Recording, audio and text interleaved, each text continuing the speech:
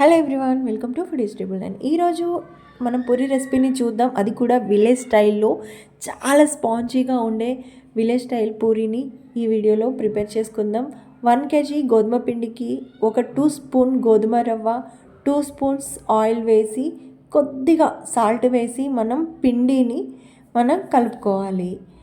మనం మరీ మెత్తగా కాదు, మరీ గట్టిగా కాకుండా నార్మల్గా పిండి నేతిలా ప్రిపేర్ చేసుకోవాలి. 1 అవర్ పాటు పిండి కలిపేసి పక్కన పెట్టిన తర్వాత పూరికి కావాల్సినటువంటి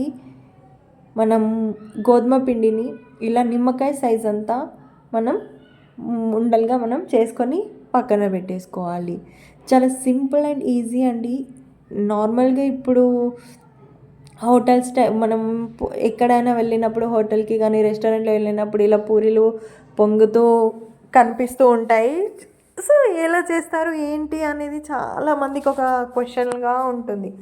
అబ్బా, మన ఇంట్లో చేస్తే మాత్రం అస్సలు ఇంత బాగా రావు, మరి హోటల్స్లో అయితే చాలా బాగా వస్తాయని అదొక డౌట్. సో ఏం లేదు, వాళ్ళు కూడా మనలాగే సింపుల్గా గోధుమ పిండి కొద్దిగా సాల్ట్ ఆయిల్ వేసి కలిపేసుకుంటారు, అంతే. మీరు ట్రై చేయండి, ఎగ్జాక్ట్గా వస్తాయి. సో మీకు ఎంత 1/2 kg, 1/4 kg మీకు ఎంత క్వాంటిటీ కావాలన్నా కూడా మీరు హ్యాపీగా చేసేసుకోవచ్చు పూరీలు. సో మనం ఒక కడాయిలో ఆయిల్ పోసేసి నార్మల్గా ఎంత సైజులో అయితే పూరీలని ప్రిపేర్ చేసుకుంటామో ఆ సైజులో పూరీలు ప్రిపేర్ చేసేసుకొని ఆయిల్ వేడయ్యాక పూరీని ఆయిల్లో వేసేస్తే సరిపోతుంది. సో చూస్తున్నారు కదా, పూరి అయితే చక్కగా ఎలా పొంగుతుందో, మన పానీపూరి లాగా బెలూన్ టైప్లో వస్తుంది పూరి. మనం ఏది కూడా ట్రై చేస్తేనే వస్తుందండి, ట్రై చేయకుండా ఏది పాసిబుల్ కాదు. సో మనకంతా ఇలా పూరి అనేది ఎక్కువగా పొంగితే మనకంత ఆయిల్ కూడా అసలు ఎక్కువ పట్టదు. చాలా అంటే చాలా సింపుల్ టిప్స్ తోటి బూరెలాగా పొంగే పూరీలని ఈజీగా ఇంట్లోనే ప్రిపేర్ చేసుకోవచ్చు.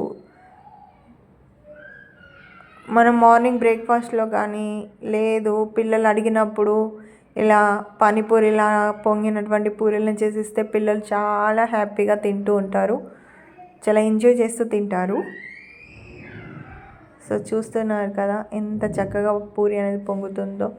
అది కూడా ఇప్పుడు మేమైతే హోటల్లో ఏం చేయటం లేదు, రెస్టారెంట్లో చేయటం లేదు. నార్మల్ టిప్స్, అది కూడా కట్టెల పొయ్యి మీద అది కూడా ఇంట్లో చేస్తున్నాము. సో ఇప్పుడున్న నార్మల్గా అయితే ఇప్పుడు ఎక్కువగా కిరాణా షాప్స్లో అక్కడ తీసుకుంటూ ఉంటాం కదండి పూరి పిండి. సో అందులో కొద్దిగా కల్తీ వస్తుందన్నమాట. కొంచెం అందులో మైదా కలుపుతున్నారు. సో మైదా పిండి కలిపేసి కొద్దిగా గోధుమ పిండి, కొద్దిగా రైస్ ఫ్లోర్ అట్లా కలిపేసి చేస్తూ ఉంటారనమాట. సో అలాంటి పిండి వాడకండి, మీరే గోధుమ తీసుకొచ్చుకొని హ్యాపీగా ఇంట్లోనే ప్రిపేర్ చేసుకొని పట్టించుకోండి. Thank you for watching.